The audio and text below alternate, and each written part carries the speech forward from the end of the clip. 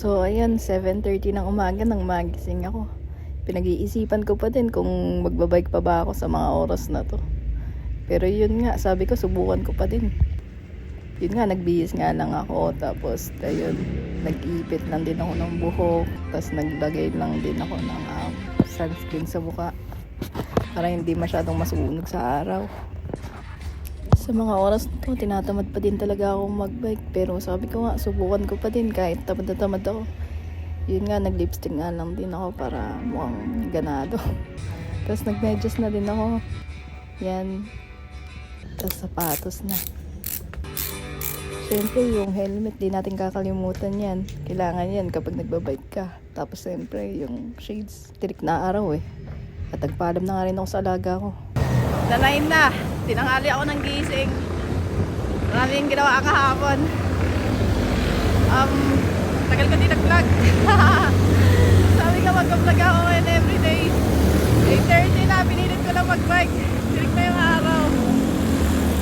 Super chill. Naisip ko kung mag-antipolo pa ako eh. Anong oras na kasi? Mga isang oras pa yung bago ako makarating ng paanang sumulong. Mga 20 meters din yung layo mula dito sa bahay. Maglalaps lang muna ako dito sa Arca South. Quick laps lang. Tapos pag-isipan ko kung pupunta pa ako Antipolo. Gusto ko kasi sana magkape. Tuwing Saturday doon talaga ako eh. Ngayon lang inabot talaga ako ng katamaran. Kahit may challenge akong ginagawa sa June. Dinamit pa din ako gumising ngayong araw kasi pagod talaga. Tapos alam kong long weekend. Alam ko may 3 araw pa ako para makapag-bike. Yun. Tsaka hinihintay ko yung indoor bike ko eh. Ang tagal dumating. Papakita ko sana kung ano yung ginagawa ko every Saturday. Yun sana yung una kong vlog. Pero dahil di naman ako, hindi ko alam, baka arka lang ako. Ikot-ikot.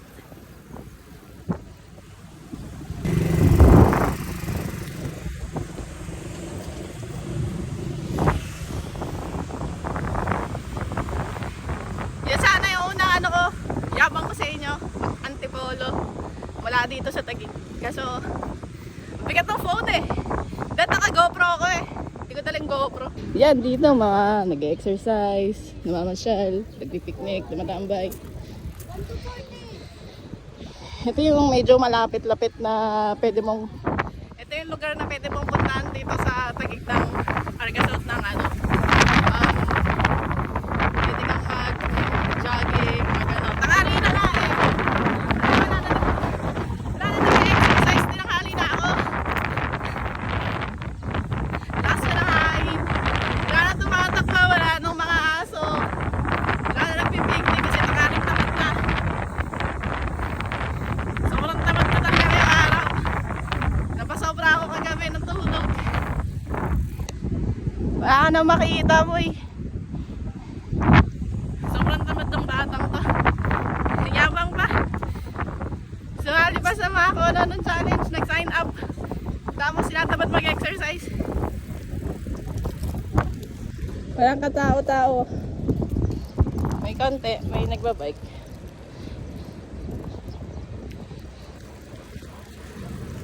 Dati dito talaga ako nung naka-MTB pa ako. Hanggang dito lang ako. Ikot-ikot lang ako dito.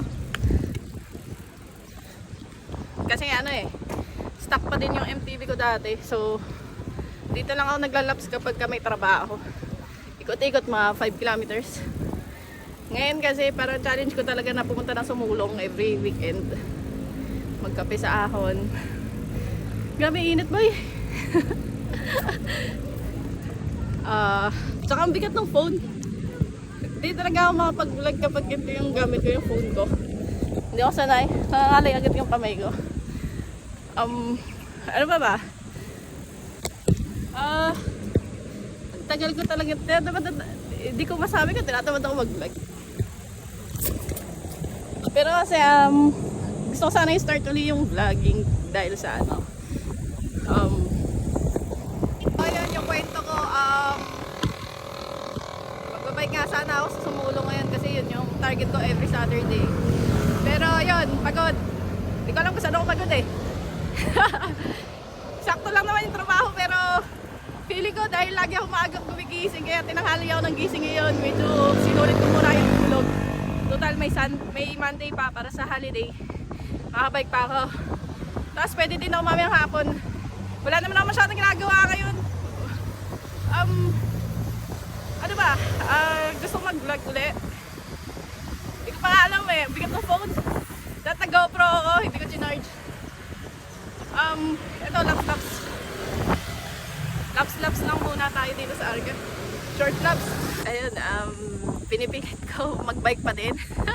Kahit unti-unti, kahit tinatuod ako. Tinatuod talaga ako eh. Kailangan ganito eh.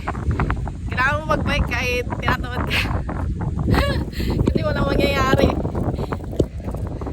Walang mangyayari na naman sa akin. Matutulog na naman ako magdamag maghapon sa bahay. Maglalaro ng computer games. Kakain na madami. Kahit konti.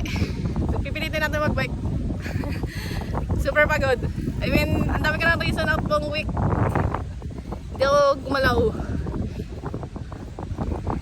Kaya pinipilit ko pa din.